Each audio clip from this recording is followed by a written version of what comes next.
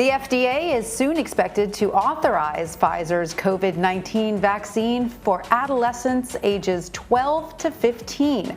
According to a federal health official, the decision could come early next week. Pfizer says the shot had 100% efficacy in children as young as 12 years old and with similar side effects to what occurred in young adults. CBS News' Skylar Henry reports from the White House.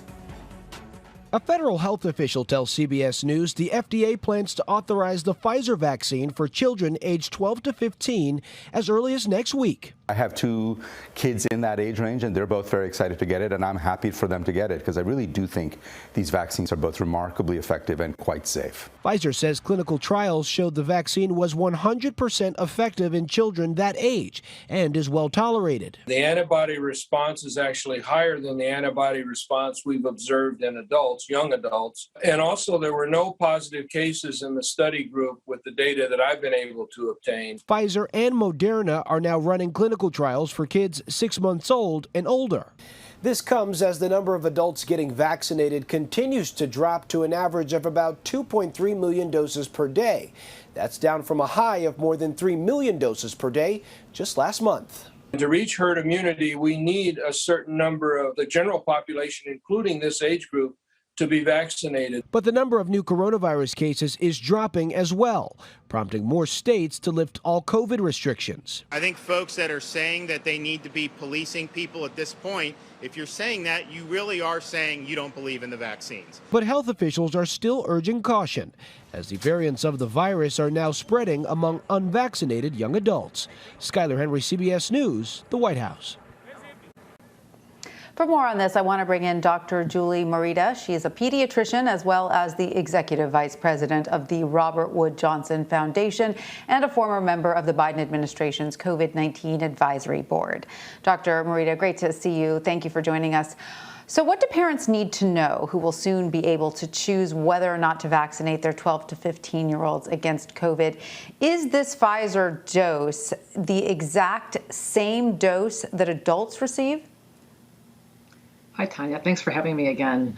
I think this is really exciting news because when we think about COVID and how it's impacted children, we really haven't paid that much attention to it in the past. But we do know that millions of children have been infected.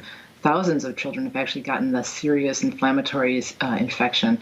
And then also hundreds of children have actually died because of COVID. So children have been affected by the COVID virus. They just haven't been as seriously affected as adults have been in the past.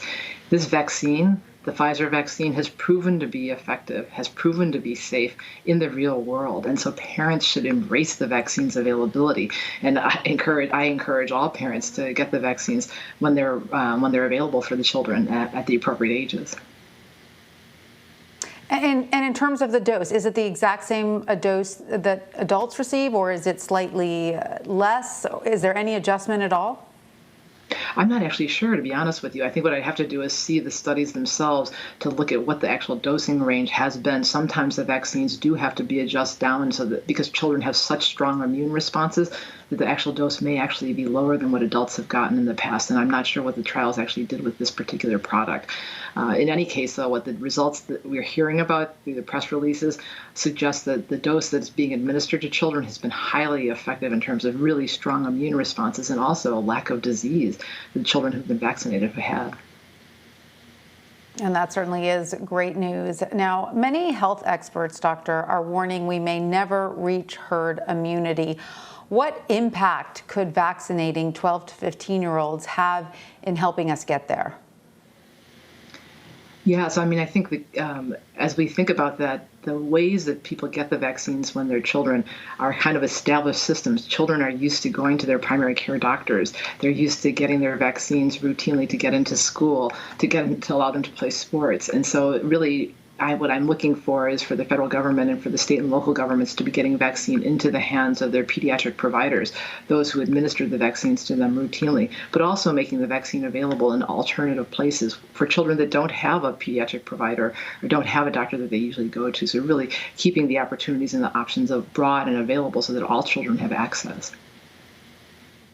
And Dr. Morita, CBS News has learned more than 20 states are not ordering all the available COVID-19 doses that were allocated to them by the federal government. Is this a concerning statistic to you?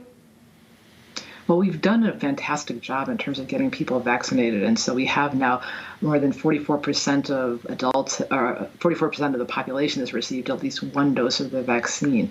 And more than 30% have actually been fully vaccinated. So there's relatively high rates of vaccination. There's still a lot of people who need to be vaccinated, but we certainly don't want lots of vaccines sitting around unused in healthcare facilities or in places where it can't be stored and handled appropriately. So I'd rather see the vaccine being held in a central place where it can be handled and stored appropriately until the vaccine is ready to be used.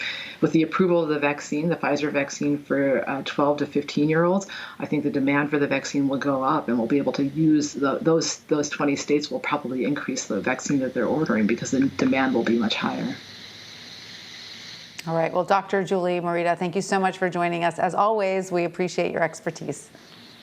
Thanks so much.